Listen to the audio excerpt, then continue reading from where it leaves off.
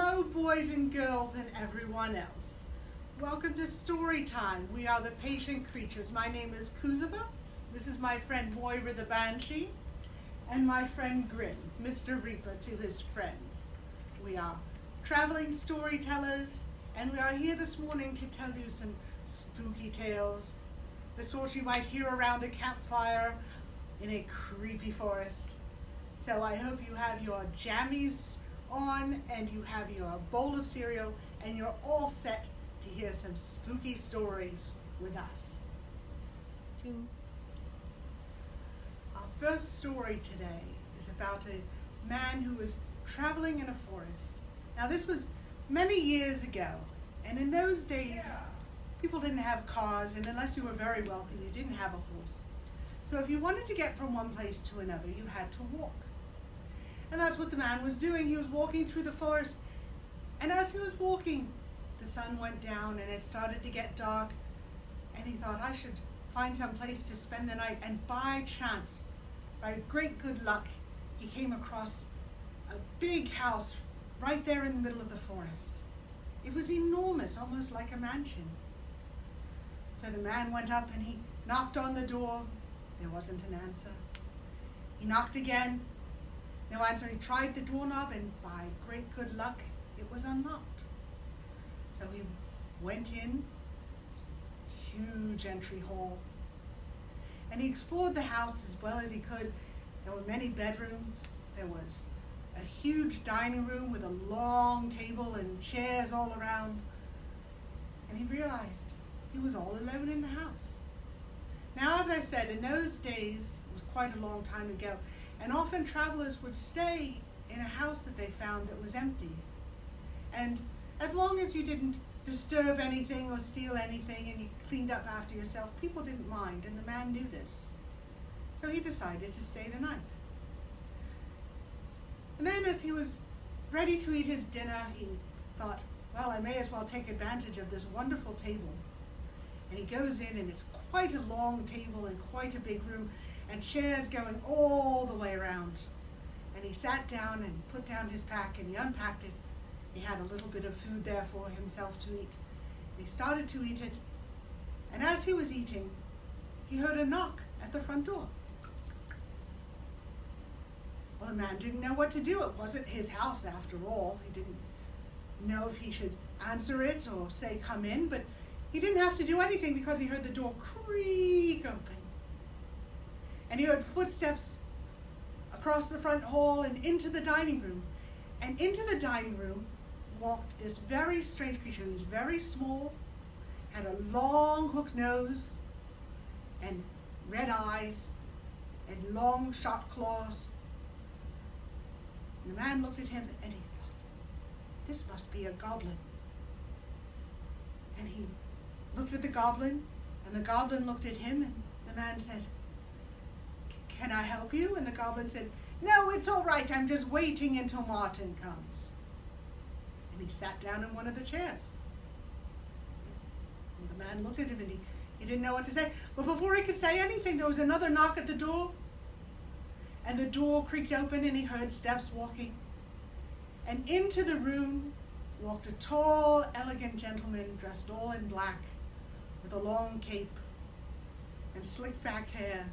And he smiled at the man, and the man saw he had two sharp fangs in his mouth. And he knew this man was a vampire. And the man said, excuse me, can I help you? And the vampire said, no, it's all right. I'm waiting until Martin comes. And he sat down next to the goblin. Well, the man didn't know what to do. But before he could do anything, he heard another knock at the door, and the door creaked open, and he heard heavy footsteps now stomping across the front hallway, and into the dining room came a tall creature. He was quite tall. He was about 10 feet tall. He had a big horn in his forehead and one big eye right in the center of his face. And do you know what he was? He was a cyclops. And the man said, can I help you? And the cyclops says, I'm just waiting until Martin comes. And he sat down, nearly crushed one of the chairs. Man was quite nervous by this point, and with that, he heard the front door slam open without even a knock. And he heard not footsteps, but slithering sounds. And into the room came the most horrible creature he could possibly imagine. It was 12 feet tall. It was covered with tentacles. It had 12 eyes in a circle in its face, and it had 3 mouths filled with sharp teeth. And before the man could even say anything, the creature said, "I'm waiting until Martin comes." And he sat down and took up 3 whole chairs. And the man said, he didn't know what to do, but he stood up and he looked at all the creatures waiting. He looked at the goblin and the vampire and the cyclops and the I don't know what. And he said, "When Martin gets here, tell him I couldn't stay." And that's called When Martin Comes.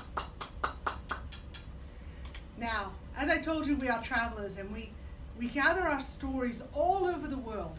This next story comes from Japan. And this is an old folk tale. Some of you may know it. It's been written down and collected in stories many, many times. This is about a young boy. And this boy was sent at a very young age to become a priest. Now, priests in Japan are not like priests here. They're not just religious men. They're also judges and teachers, and they are quite respected in the community. And the boy's family knew it was quite a good job for him to be a priest. It was a wonderful opportunity. So they sent him to the monastery. And the boy, he was quite bright and a very nice boy. And he tried his best. He really tried to study. But you see, he was not interested in the things he had to learn to be a priest. You see, this boy liked more than anything to draw. And when he was supposed to be taking notes or writing up his schoolwork, he would instead draw on all the pages. He would draw all sorts of things. He would draw birds and deer and elephants, and he would draw mountains and oceans and rivers and the moon. But more than anything else, this boy loved to draw cats. And all of his margins and all of his papers were filled with pictures of cats. There were little cats and big cats. There were skinny cats and fat cats. There were cats running and jumping and sleeping in a little circle. Yes, this boy loved cats more than anything else. And after he had been at the monastery some time, the head priest called him in and sat him down, and he said, "I have no doubt that one day you will be a great artist. Clearly you have the skill, clearly you have the passion, but I'm afraid you will not be a very good priest. So I'm going to send you off into the world so that you may find your way and hopefully become a great artist someday. And before you go, I have some advice for you. Avoid large places. Stick to the small." Now, the boy didn't know what this meant. Do any of you know what it meant? No. The boy didn't know what it meant at all. But he thanked the priest, thanked him for all of his teachings. And he went out into the world with his few meager belongings. He just had his papers and his pencils. And he hoped he could find some place where he could draw and maybe make a living as an artist. And he started off, and before long, he grew very tired, and he decided to find a place to spend the night.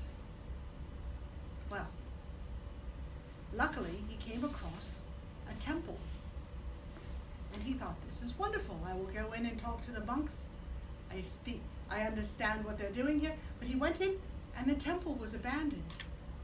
It was just one big room, and it looked like it had been empty for some time. It was dry leaves had blown in the doors. It was very dusty and dirty. And the boy thought, well, at least it's dry, at least it's safe. I shall stay here for the night. So he sat down, and to make himself feel better and not so lonely, he took out his papers and pencils and began to draw. And he drew all of his favorite things. He drew mountains and rivers and ships and palaces. And before long, he was drawing his cats, his beloved cats. He drew cats standing, cats sitting down, cats with their tails up, cats playing with one another, cats chasing mice, big cats, little cats, cats of all kinds. He drew and drew and drew, and he drew on all of his paper. And when he ran out of paper, he started to draw on the walls. He drew cats all over the walls. Big cats, little cats, cats of all kinds. And when he was finally tired out and ready to sleep, he looked around and he had drawn cats on all the walls of the temple. He'd gotten a little carried away. Well, he decided to settle down for the night, and as he was settling down, he remembered what the old priest had told him. Avoid large places, stick to the small. He looked around, and the temple, although it was empty and deserted, was quite large. And he thought, I don't understand what the priest meant, but I should find someplace small. He looked around, and as I said, it was one big room. There were no smaller rooms. But he saw in the back of the temple a little cabinet with 2 doors in the front. And he went and he opened it up, and it was just big enough for him to crawl into and stretch out and sleep. And he thought, well, this will be a fine place to go to bed. So he crept into the cabinet, he closed the doors, and soon he was fast asleep. Many hours later, in the dark of the night, the boy was awoken. He heard strained, skittering noises, and then he heard yowls and screeches. It sounded like some terrible fight was going on. And the boy stayed in the cabinet, frightened out of his wits. He stayed there as yowls and howls went on for what seemed like hours, and finally it stopped. But still the boy did not move. He stayed in the cabinet until the first light of dawn began to peek through the crack. And only then did the boy open the doors and step out, and there in the middle of the temple was an enormous demon rat. But it was quite dead. It was up on its back with its little feet in the air.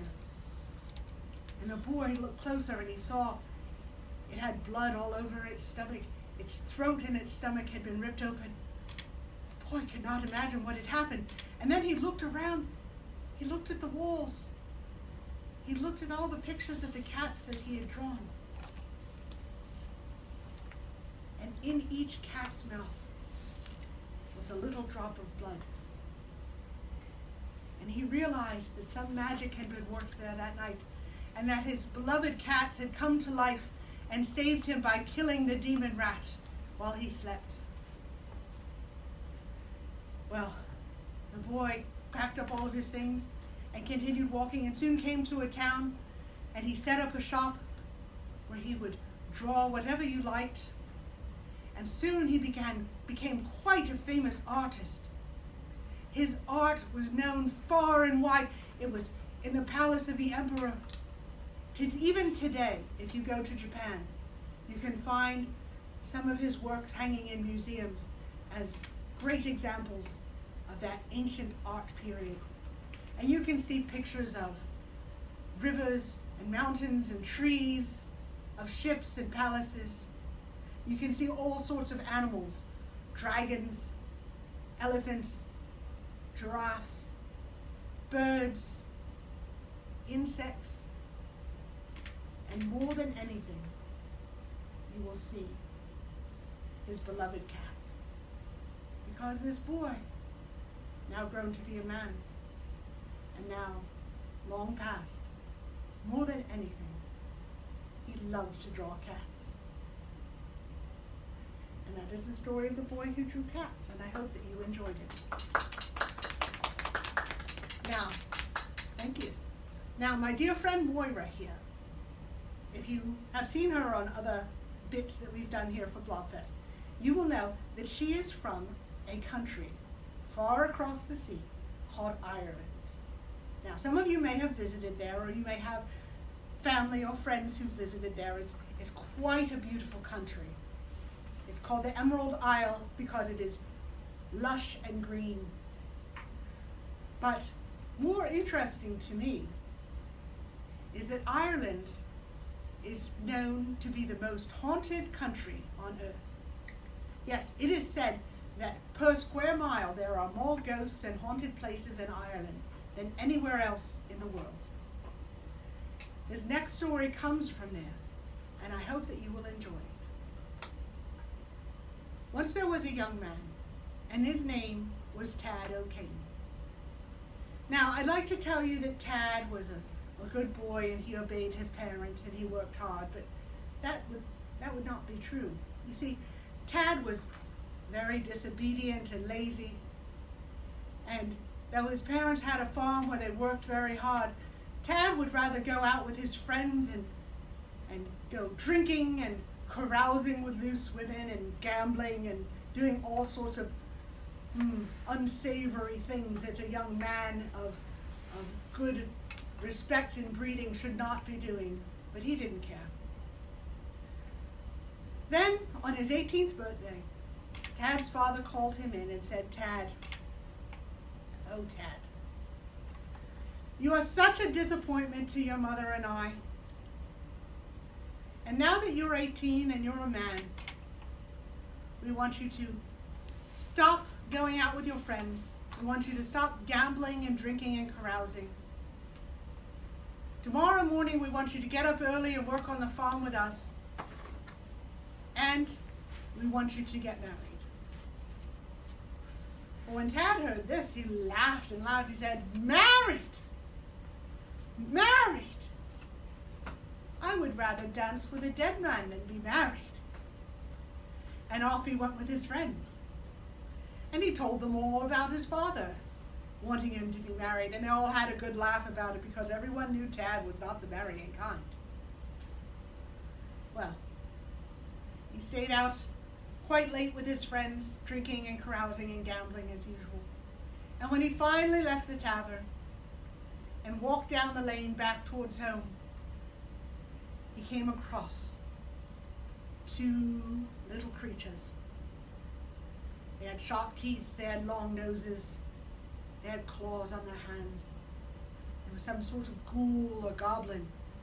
And most horrifying of all, between them on their shoulders, they carried a corpse, a dead body. And one of the creatures shook its pointy finger and said, "Oh, Tad, oh, Tad, we heard what you said to your father. We heard what you told him. We heard you say that you would rather dance with a dead man than be married. Well, here is the dead man for you to dance with." And with that, the corpse stood up of its own accord, and quick as a thought, had jumped onto Tad's back and held tight to his shoulders and wrapped his legs around Tad's waist. And Tad was absolutely terrified. And one of the creatures shook his finger again and said, "Now, Tad, you have to find a final resting place for this body by morning. You have to find a place for him to rest, or something even more terrible will happen to you." Well, at that moment, Tad could not imagine anything more terrible. But what could he do? He set off down the road. Now, the first place he came to was a cemetery. And he went up to the front gate, and he opened the cemetery up, and he walked in, and it was quite beautiful. Nice hedges, and beautifully manicured trees, and beautiful white gravestones polished. They shone in the moonlight. And as Tad was looking around and trying to figure out where he should bury this body, a ghost came up out of the nearest grave and said, "You can't bury him here. You cannot bury him here." And with that, ghosts came out of all the graves and said, "You can't bury him here." And the first ghost said, "We are all good people here. We're all God-fearing people and hard workers," and he was not. His kind cannot be buried with our fine families here. You'll have to keep moving on. And with that, all the ghosts said, "You'll have to keep moving on. You'll have to keep going." Well, what could Tad do? He set off down the road again. Next, he came to a church.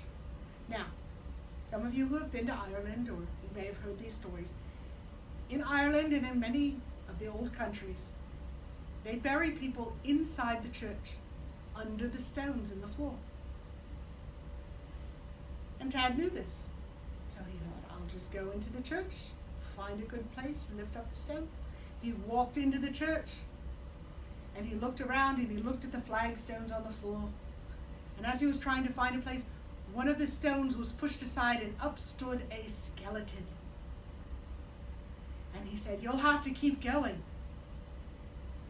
There is no more room in here. We're buried head to toe, shoulder to shoulder. There's not another inch. You'll have to keep going." And with that, many of the stones were pushed aside, and skeletons climbed up and said, "There's no room. You have to keep going. Keep going. Keep going." Well, what could Tad do? He set off down the road once more. Finally, nearly exhausted, he came to another old graveyard. This was not like the first. This was quite old and fallen into disrepair. The gates hung off their hinges. It was overgrown with all sorts of brush and trees.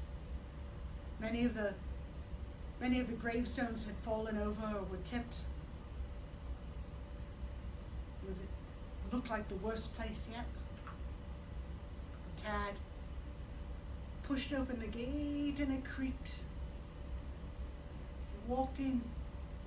He looked around, wondering what was going to happen here. And he came to a grave that was so old that the coffin underneath must have rotted completely away. And the ground had sunk in. So where usually there's a little mound of dirt, it was like a depression in the ground. And as Tad was trying to figure out what to do, the corpse stood up from his back and climbed down into the hole and pulled the dirt over itself and was buried. Well, Tad was so relieved. He went on home. He walked home, and he was walking up to his front door just as the sun was coming up. And there on the front porch was his father with his arms crossed, shaking his head. And he said, "Tad, Tad, my boy, what have you done? Just yesterday I was saying how disappointed I was in you, and not only did you disobey me again, but you stayed out all night long. What am I to do with a son like you?" And Tad said, "Oh, Father, I have learned my lesson. No more drinking and carousing and gambling for me. I shall get up and help you and Mother with the farm, and I shall learn all the things I need to do to run it, and I shall work hard. And maybe, one day, if I meet a nice girl, and she likes me, maybe I shall be married. And if they did, they did. And if they didn't, it's none of our business." And that is the story of Tad O'Kane, and I hope that you enjoyed it.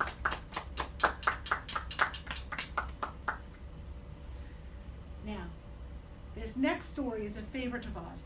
As you can imagine, we tell a lot of stories around Halloween, and although it's not Halloween at this time, it's quite too hot for Halloween, I think some of you may be interested in this story. This is about a special symbol of the Halloween season. Now, do any of you children out there know what you call a pumpkin when you scoop out all the insides and you carve a face in it and you put a little light inside.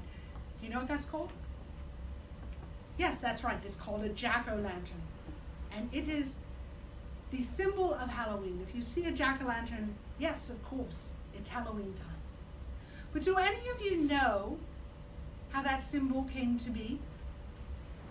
You see, there actually was once a man named Jack. Now, Jack was what they called a highwayman. Now, that's an old word that we don't use anymore, but a highwayman, back in the old days, when people had to travel very slowly from place to place on foot, or if they were very lucky, they had a carriage or a horse, but most people traveled on foot. There was a kind of thief called a highwayman, and they would wait by the side of the road, and when a stranger came by,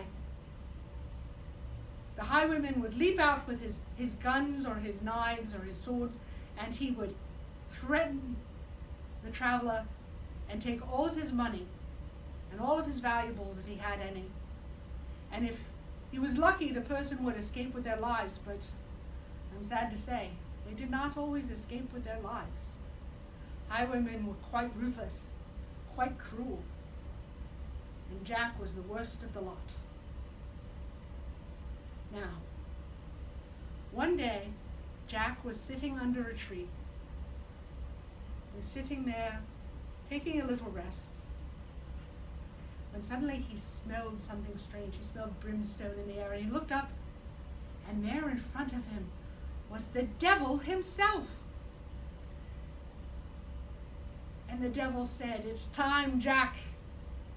It's time for me to take you." Now, Jack had kind of expected this. It was sort of what he deserved. But he was also very clever. And he thought he might be able to trick the devil and get himself a few more years. And he said, "Well, I suppose I'm ready to come with you, devil, but it's a shame about all my gold." Now, the devil, as all of you know, is very greedy. And the devil said, "Oh, Jack, where you're going, you'll have no need of gold. Where is it?" And Jack said, I just hid it up in this tree." Now, quick as a wink, the devil went up the tree, into the branches. And just as quick, Jack took out his knife and he carved a symbol on the trunk of the tree that the devil cannot abide. And so the devil was trapped up in the tree. He couldn't come down. And he screamed and hissed and howled and said, "Jack! Jack, what are you doing?" And Jack said, "Oh, there's no gold up there, devil. And you can stay there as long as you like. I don't care." And he laughed and went off on his way. Now, I'd like to tell you that this encounter with Old Scratch made Jack change his ways. But it did not. Jack was more ruthless and cruel than ever. And finally, the day came. Finally, the day came when he was ready to pass on to his final reward. And first, he made his way up to heaven. Well, St. Peter was there at heaven's front gate, and he saw Jack coming, and he shook his head sadly, and he said, "I'm sorry, Jack. I'm sorry. You were ruthless and cruel. You were a murderer and a thief. We cannot let you in here." And Jack shrugged. It was pretty much what he expected. So he bid St. Peter goodbye and made his way down, down, down, deep into the earth, into the underworld. And there the devil was waiting for him. And the devil came out and said, You! 20 years I was in that tree, 20 years until the bark grew back. Well, you're not getting in here." And Jack looked at the devil and said, "Well, where am I to go?" And the devil said, "I don't care. Wander the earth as long as time rolls on." Well, what could Jack do? He had to return to the earth. But you see, he had left his body behind, so now he was a poor, sad ghost. No one could see him. No one could hear him. He could only walk the earth and watch and listen lonely, sad. Well, as the years went on, Jack started to watch the people around him. And he saw things he had never seen when he was alive and never thought to watch. He saw people falling in love, people raising families, people teaching their children, people bettering their communities, people creating beautiful works of art, people finding meaning in their lives, a meaning that he had never found himself, pursuing only wealth. And Jack regretted his life and wished he could do something more, something that he could go back. But it was too late. His life was over. But as he wandered the earth, an angel in heaven looked down and saw him and took pity. And she came down and she said, Jack, at last you are learning, and perhaps someday you will find a place. But for now, let me give you this. And she reached down and she took a pumpkin and she scooped out the insides. And she put a magical little light inside of it. And she said, here is a lantern for you, Jack, to light your way through the world. For you see, Jack-o'-lantern means Lantern of Jack, or Jack's Lantern. And that is why on Halloween, when the veil between our world and the world of ghosts and spirits is at its thinnest, and the ghosts and spirits are visiting us, we carve pumpkins of our own. We put a face on it, or sometimes funny little designs, and we put it in our front window, or we put it on our porch. And that is so Jack may see it, and Jack may know we are thinking of him, and we are hoping that he finds a place at last. And that is the story of the jack-o'-lantern. All right, my time is coming up short, so let me give you one more quick story. This is quite quick. Once there was a man, and he was sitting in a tavern in New York City. Now, some of you little ones may not know what a tavern is, but you will when you're older. And as he was sitting there and he was having a little drink, he looked down, and there on the bar was a tiny little man, not but an inch high. And he was dressed in a bright green little suit, and he had a shock of red hair on top of his head. The man rubbed his eyes and squinted down, and he said, still there? 1 inch high, green suit, red hair. The man said, I'm sorry, are you a leprechaun? And the wee little man said, oh yes, I am. In fact, I'm the world's one and only leprechaun vampire. The man said, leprechaun vampire? That's terrible. And the leprechaun vampire said, tell me about it. This witch wanted my pot of gold, so she cursed me and turned me into a vampire, and now look at me. Here I am. I have to sleep in a little 1 inch coffin. I have to stay out of the sun. I turn into a little tiny bat. And worst of all, I have to drink blood. Now, at the word blood, the man recoiled in horror. And the leprechaun vampire says, hear me out. Hear me out. I've come here with a bargain for you. If you give me a little bit of your blood, I will give you 3 leprechaun wishes. 3 wishes. Leprechaun vampire said, yes. And look at me. I'm so small. How much could I drink? A thimbleful at most. You can prick your finger yourself. I won't even come near you. And 3 leprechaun wishes. You can wish for anything. The man thought about it. Thought he could wish for money or fame, fast cars, a big house, a beautiful wife for himself. Anything. And as he was about to agree, as he was about to take the vampire leprechaun up on his offer, the bartender came over. He looked at the man. He looked at the leprechaun vampire. He reached over. He picked up a toothpick. And he stabbed the leprechaun vampire right through the heart. Well, of course, the toothpick acted like a little miniature wooden stake, and poof! In a puff of smoke, the leprechaun vampire was gone. Just a little 1 inch pile of dust on the bar. Well, the man was horrified and shocked. and angry. And he stood up and he said to the bartender, "What did you do that for?" "That was a leprechaun vampire. He was going to give me 3 leprechaun wishes. Why did you stab him with the toothpick?" And the bartender looked at the man, looked at the pile of dust and shrugged and said, "I thought he was an olive." And that's the story of the leprechaun vampire, and I hope that sent you out with a smile. Thank you very much, my friends, and we will see you all next year.